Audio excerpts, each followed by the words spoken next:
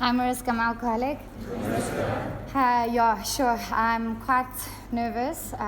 No surprise there to be sitting here and doing this. And I suppose if I kind of, sorry, I'm like, when I'm nervous and I start sharing, I'm a bit all over the show, but this will go away soon. Like just thinking of me sitting here 2 years clean today is a miracle for me. If you asked me like a few years ago if I ever thought that this would be possible, I wouldn't even have been able to imagine that. I'm here because of this program and because of the people in this room and because of God, and I know that today because that's never been possible for me before. And also, like Stelio just mentioned something to me, and in my 1 year share, the special lady couldn't be here. She had to do a big move to Joburg, and it's a privilege that she's here today. I don't want to make her cry now. She cries easily.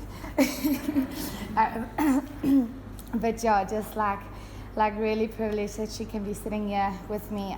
We walked a long journey together. We were in treatment together, and today she's sponsoring me and she's my friend.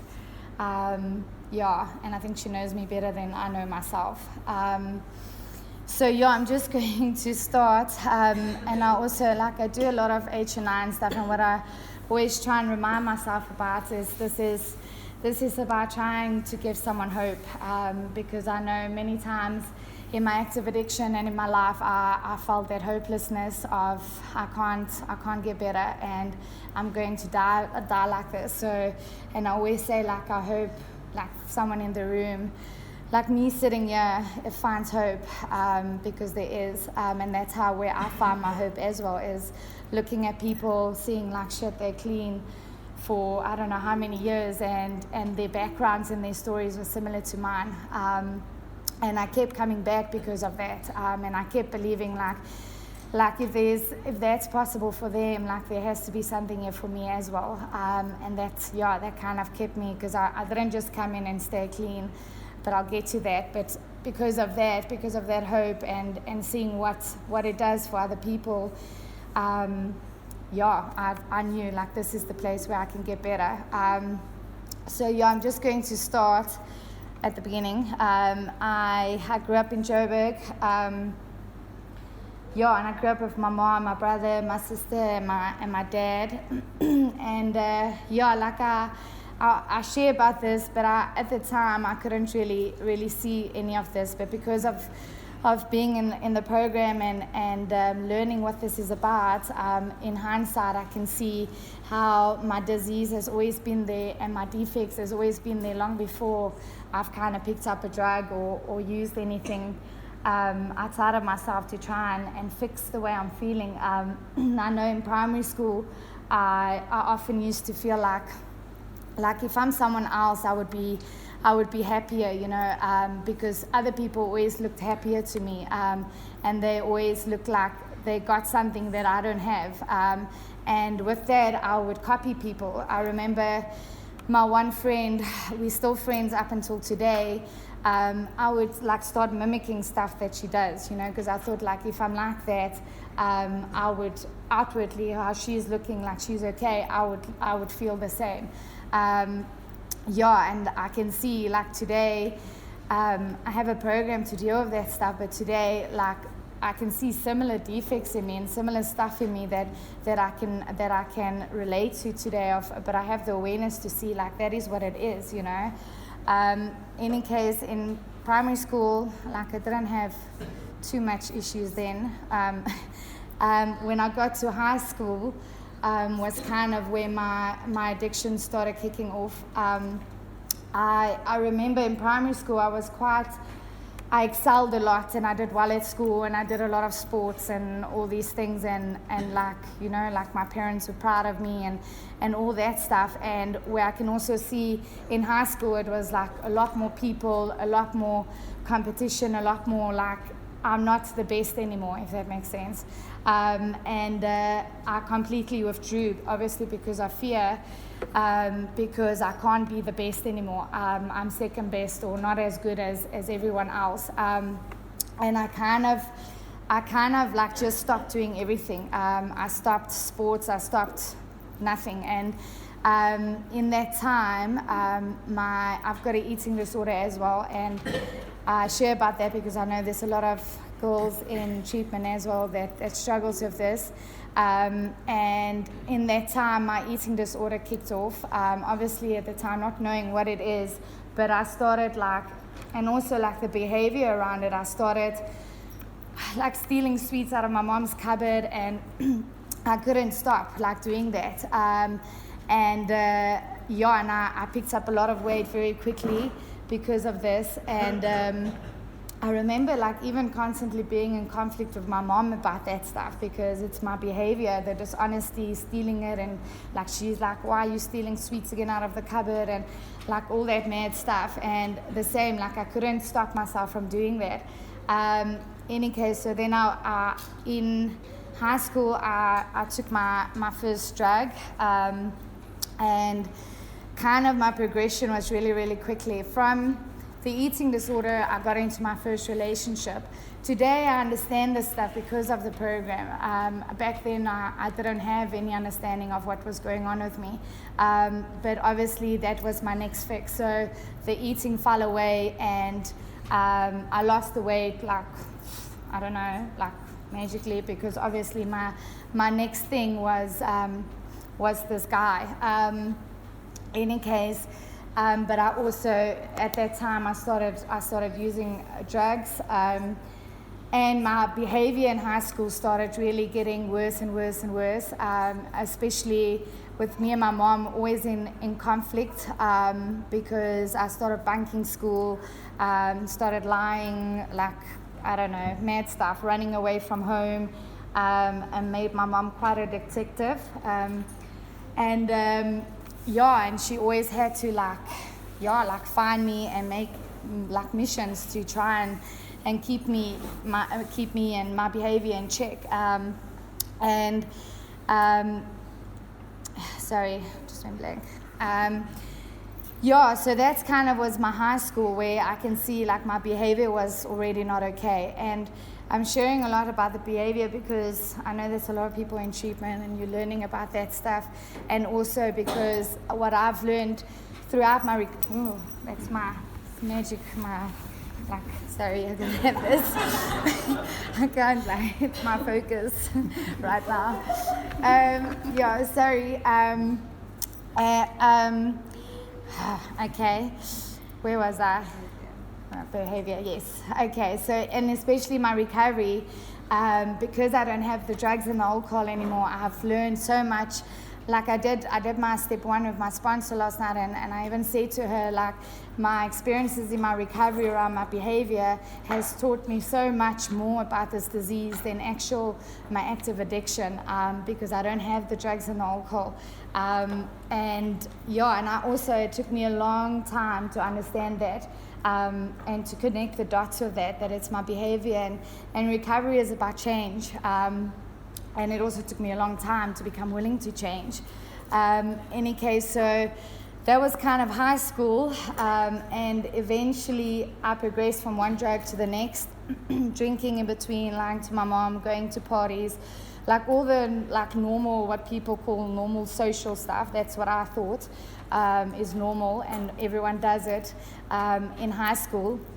And eventually, I remember it got so bad at a stage, my mom sent me to the school psychologist because I would refuse to get up in the mornings to go to school. And at the time, I struggled with my mom for a long time because I really thought she's getting in the way of me and what I want to do. And today, because of working my steps and because of this program, I can see all she did was trying to keep me going and keep me at school and keep me, doing the right thing. And she fought hard for that.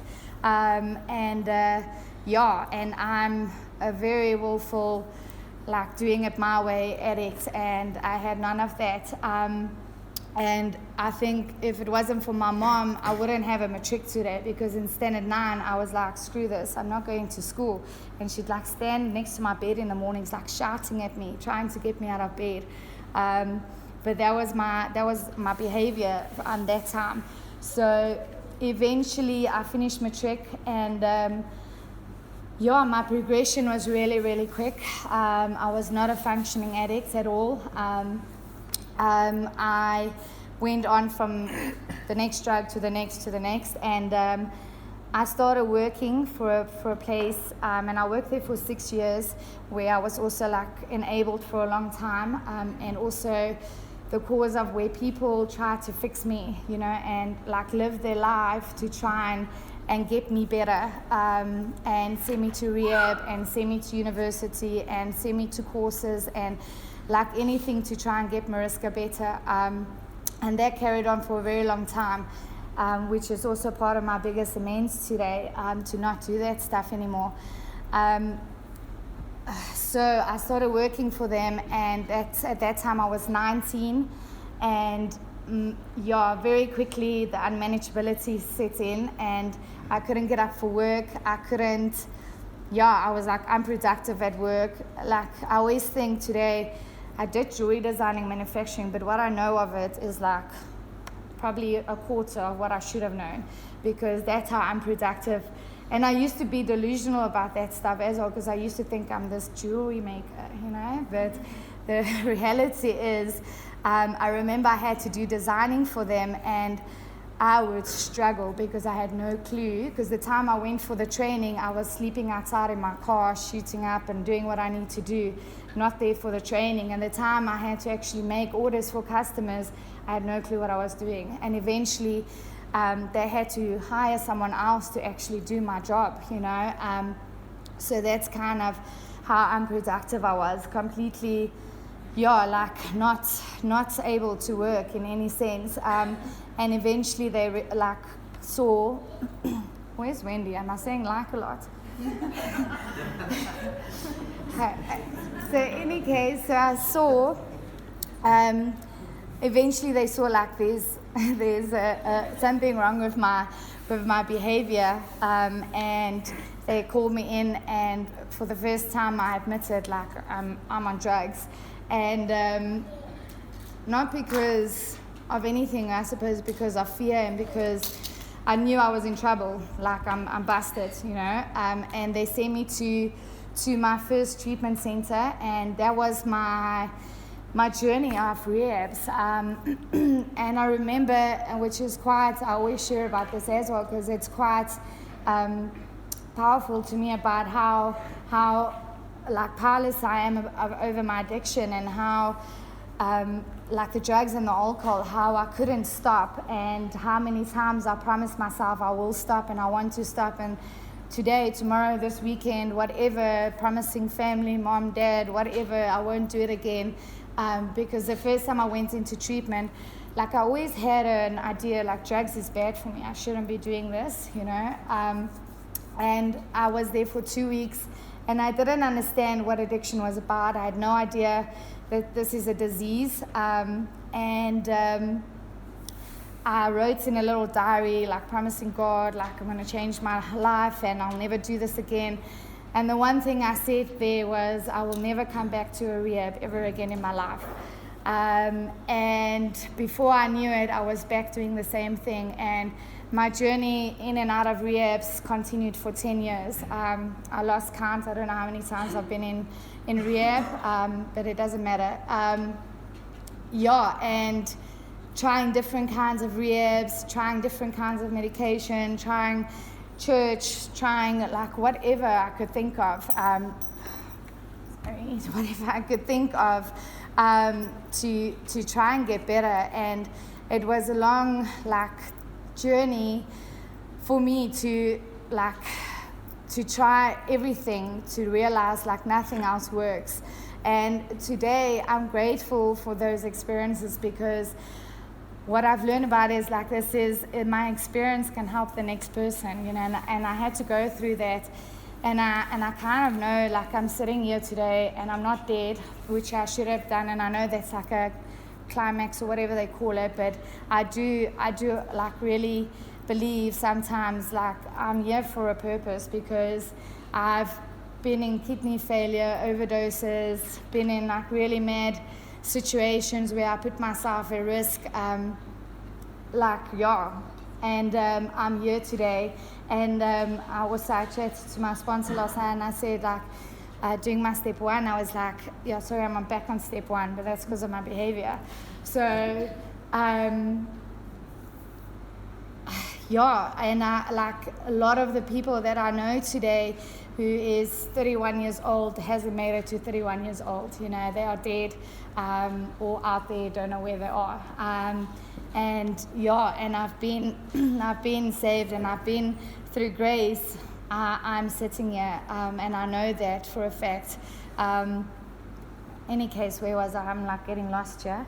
Where was I? Okay. Sorry. Where was I? Rehab. Thank you, Trish. So rehabs, in and out of rehabs, and obviously with that, my behavior got worse and worse and worse, and I started doing more dodgier things. At this time, I started selling my clothes out of my car boot, selling my stuff. Like really mad stuff, like real, like just chaos in my life all the time, sleeping in cars, I don't know, name it, and I would do that. And that's kind of any lengths I would go to get my drug of choice, and to do what I want to do. And with this, always in conflict with my family. And my mom and the people around me trying to save me and trying to get me better and trying to fix me in some way. And that was my life for a very, very long time. Every birthday, most of the time, I don't know why I always ended up in treatment in February, but yeah, it was like my thing.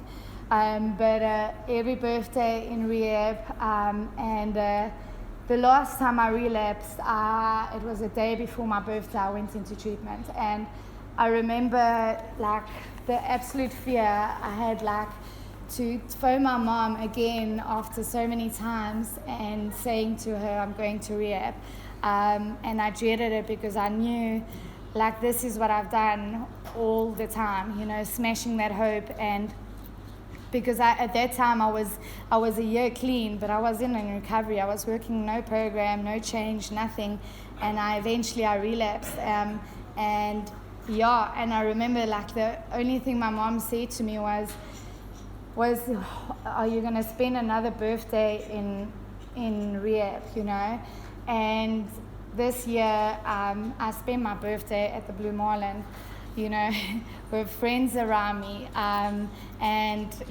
that's like a big change for me, and amazing, like that's a miracle for me.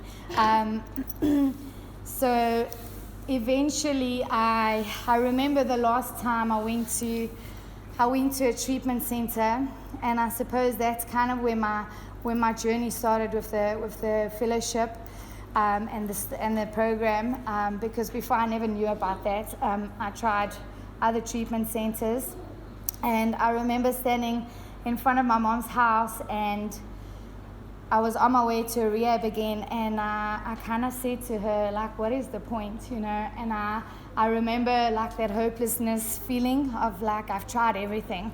I've done rehab, I've done everything, and this is not going to work. And I remember, because my mom walked this journey with me, a lot of people walk this journey with me, but I think especially my mom,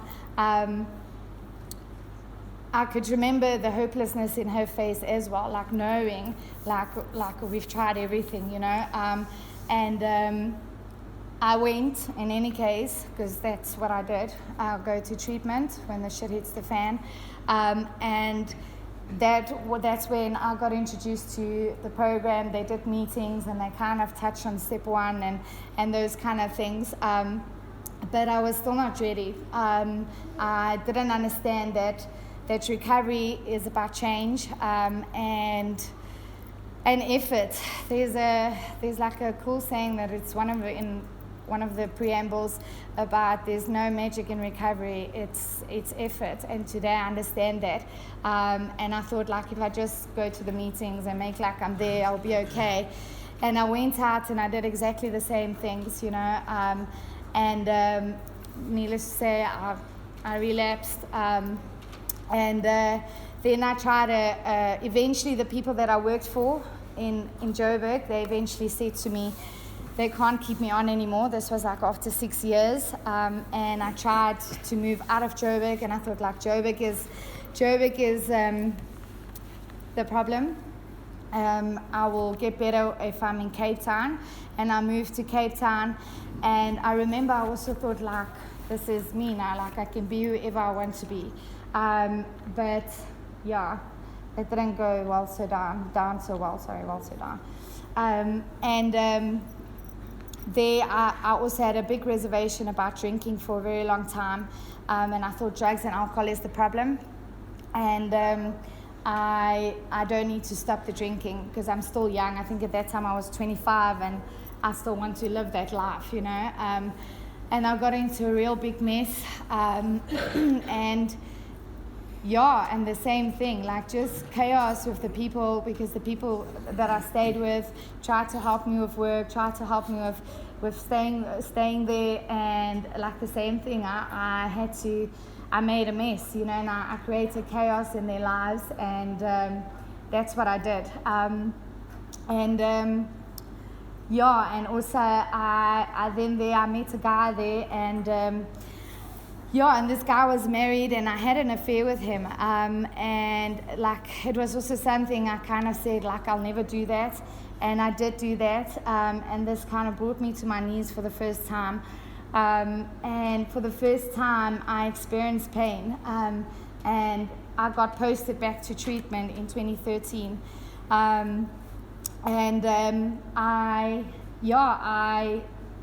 I was, for the first time, I was willing to change, you know, and I felt the pain of what my behavior caused, and what I do. Sorry, I'm going blank. I remember that pain, but obviously that was not enough for me because I didn't stay clean then. I ran away from treatment. I borrowed the car. Okay, no.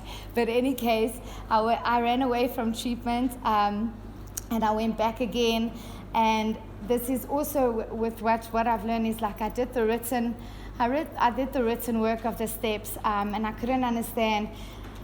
Like, it's nothing, like, it is about writing the steps, but it's also about living them and learning how to live them, and about changing. And like I said before, it took me a long time to understand that, and I went out again, and I stayed clean for a year, but it was painful because I had no program, and again, like, nothing changed. I was dishonest with my sponsor. Like, eventually I stopped doing step 11s, never spoke to her, and I got into a relationship with a newcomer, and eventually, yeah, I couldn't handle the way I was feeling anymore because of this, and eventually I picked up again. That was 2 years ago, the last time I went into treatment, and like today, I know, and I tried for a while, not a long time, but for a while, I thought, like, I can do this on my own, you know, I can go to the meetings and I can try and sort this shit out, you know, and I couldn't. I really tried. I went to meetings and I tried to stop, and like all the madness again, and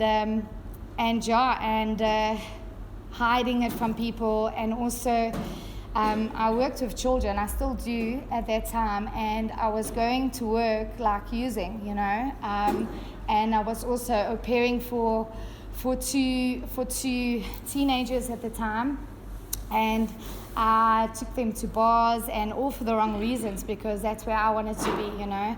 And I was driving with these two girls, so driving them to school high, and yeah, like really, like not cool. Yeah, and I suppose what happened is the people in this room kind of got me back to these rooms, and especially this lady sitting next to me. If it wasn't for her, I don't know if I would have been sitting here today. And she was kind to me, and she was patient with me, and she loved me regardless, And I remember, like, she would phone me and be like, reaching out, how are you doing? And I'd be like, I'm not okay, and I'd go for coffee, and she'd like, why don't you go back to treatment? And at that point, I really believed, like, this is not possible for me. I was like, there's no ways.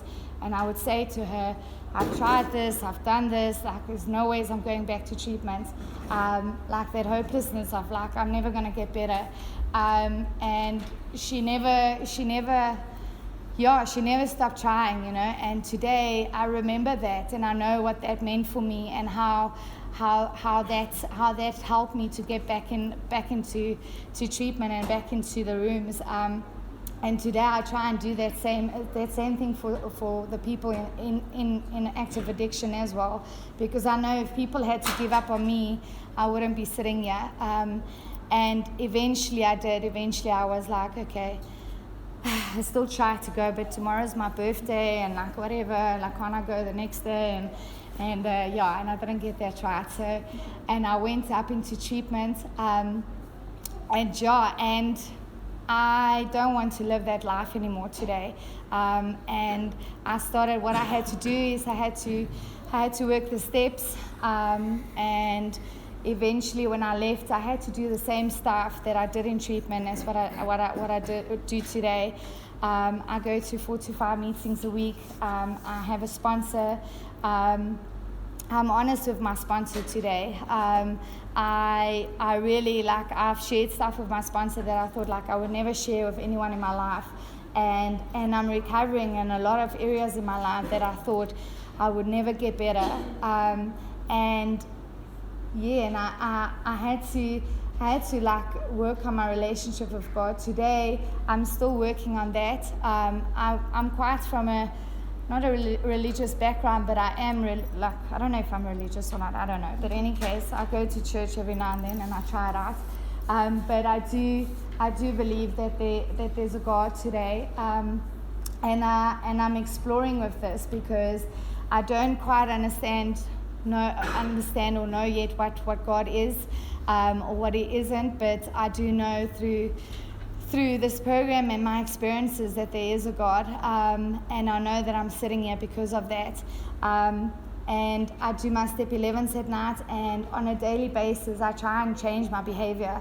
This hasn't happened for me overnight. Like I'm quite willful, and I don't give up the fight easily. But yeah, I eventually get to a place of pain where I do, and that's been my experience as well.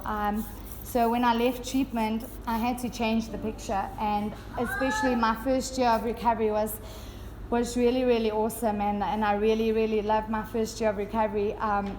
It was kind of like my focus was recovery, and that was it. And I had a lot of opportunities to make amends. I had to go back to the people I stayed with the teenagers, and I had to do things differently. And it was hard because I had to say no to them. They still tried and asked me because of my consequences and my behavior, like, please, can you buy us alcohol? And I had to say no. And by the time I left there, they really hated my guts. And I think if it was different, it wouldn't have been different, if that makes sense. I think that means that I did the best I could to make my amends and do things differently. Because if I did that from the beginning, they would have hated my guts in any case. But I didn't do that because of selfish reasons. And eventually, I had to leave that job, and I was really scared to do that. And I did that. And I had to say to the guy, look, I'm leaving. I had no idea where I'm going to stay or what's going to happen. But I just trusted, and I walked through that fear, and things just fell into place after that. And that's how it's been for me. I also had an opportunity, and I still try and do that up until today. The people I worked for to make amends, when they came down to visit, to try and like pay for their meals, or like because I owe them a lot of financial amounts because of them like paying for my treatment centers, like I don't know how many times, like doctors, I don't know, whatever, university, which wasn't even, I'm not even their child, you know, I dated their son, that's how I know them, you know, I'm not even related to them, and I got a lot of financial amounts to them today, and I had to, because the lady was still paying my medical aid, and I had to say to her, like, look, I can't afford it, and I need to stop my medical aid. And a lot of stuff like that I had to do my first year. Also with my family, I saw my family after coming out of treatment, which was a really cool experience for me regarding amends for them. We went away and we were staying at a place, and and they kind of got into their own thing with each other, and for the first time it wasn't about me and my chaos and my madness, and I could take a step back and remove myself from the situation, and it was hard to see my family like go through this, but it was also a really nice feeling to know for the first time it's not about me, you know, and their lives doesn't revolve around me. Any case, so that was kind of my first year, and my second year, also today, like, and I always share about this because this is like big little things for me. I've never been self-supporting. I always had people looking after me. I don't think I ever paid rent because I was either there for a month and then I went to rehab, you know, and people always like picking up the pieces for me, and today, like, I don't know how I do, but I pay my own rent, I buy my own food, I do these things, you know, I wake up in the morning, I go to work, I'm reliable at work, like I'm an instructor, and that also is also the other amends. I was given the opportunity to go back to the same job that I'm doing now, go back to the children and work for the same place.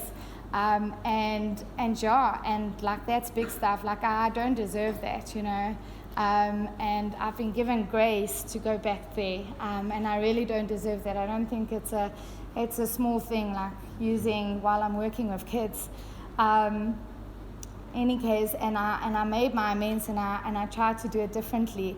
And kind of I grew in this place as well. And today, like I'm an instructor, and I love my job. Like I've got my issues there, but and sometimes the kids are like wild, but I love my job, and I would never have thought ever in my life that I would be working with kids, you know, and like I don't have experience or background or anything like that for kids, but I've got a passion for kids, and everyone that I meet is like, you're really good with kids, Mariska, and it feels good because I'm like, wow, like I never knew that about myself, you know, and it's kind of funny how God just let that happen, you know, without me like applying for the job or whatever. But it's like for the first time in my life, I found like a passion, you know, that I've never had. One of the Sundays, someone shared about dreams, and I want to share about this as well because, like today, I have dreams. They're not always big or like really wonderful, but I never had dreams, you know, in active addiction. My only dream in active addiction was to stop using, and I remember that for a very long time. Like that was the only thing I ever wanted, because I couldn't do anything else, because I was using and in rehabs all my life. And today, like I have dreams, and like some of them is happening, you know, and it's little things. But in my first year, I kind of made this list of what I want in recovery, you know, and what I want. Yeah, basically, what is my dreams? What is my goals? And there's like little things, like I did a first aid course, and that was something I put on there like in my first year, you know, getting a car, like getting a boyfriend. Sorry. Sorry. You were on my list. I didn't know it was you yet, but you were there. So yeah, any case, and slowly but surely in recovery, these things are like happening, and kind of because of this program and having to work this program and putting this first and making this my priority, and that's what I also had to learn. Like, this is effort. It's not just going to happen. And I got lost there now. And this is kind of the things that's happened to me. My second year has been a bit more challenging than my first year. I don't know if I left something out, but in any case, and like I had a lot of like big stuff happen to me, and also. Yeah, and I know, like, I wouldn't be sitting here because of the friends in this room. Like Nats is one of them as well. A lot of other people that when I went through a really, really hard time, these people opened their houses to me and were like, there for me. And I had times in my recovery where I wanted to run and I wanted to use, and I didn't have to do that because I had a solution. I had a program, I had a sponsor, and I had friends in these rooms. And that's also a big change for me, because usually what I would do is I would run and I would use, and I wouldn't deal with what I'm going through. And I've got the tools to do that today. Not always easily, and sometimes it doesn't come second nature for me, but I know it's there, and the option is there. I went through a very, quite a big thing at work about not having a car, and it's not about the car, but it's about how God works in my life today, and I got to a place where I was like, fuck it, I'm going back to Joburg, screw all of this, and I was really like, I can't do this anymore, and it was suggested to me, I pray, not for a car, but for something to happen, something has to change, and I followed that suggestions, and that's also another thing for me that's quite important in my recovery today, is suggestions, because I know from before I never used to do that. I was like, screw that, I'm not moving to Scottsboro, I'm not doing this, I'm not doing that, and always trying to do it my way, and it's never worked. And today, I know if I follow suggestions and I don't do things my way, and I try and do it because someone else might know a bit better than me, things work out. And I did that, and the next day, and I didn't, like I said, I didn't pray for a car. I just said, God, please, something needs to change. I can't do this. I don't care what. I really didn't care what happened. But the next day, my financing got approved, and I was blown away, overnight, a miracle. And I'm not saying you're all going to get cars, but I'm just you know what I'm trying to say, the miracle behind it. And also just with that, I don't know, I'm quite detached from big stuff like that, because it doesn't always feel real to me, because it's never seemed possible for me, and even the paying my car and paying my insurance and doing this big grown-up stuff, and even the process of doing that, where I had to apply for the financing myself, and I had to go through all that stuff on my own, and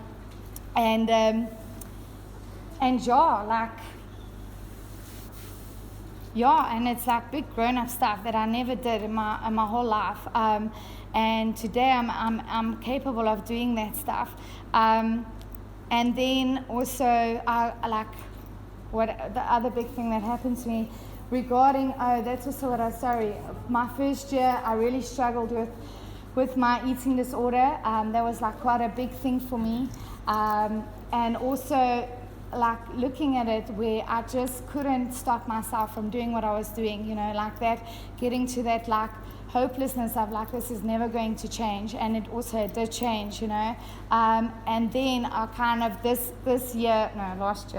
last year I got into a big mess about the same stuff, and it was about the behavior around it again, the control and the fear, and thinking I can make things work out a certain way if if I control it enough, or if I manipulate it enough, or whatever.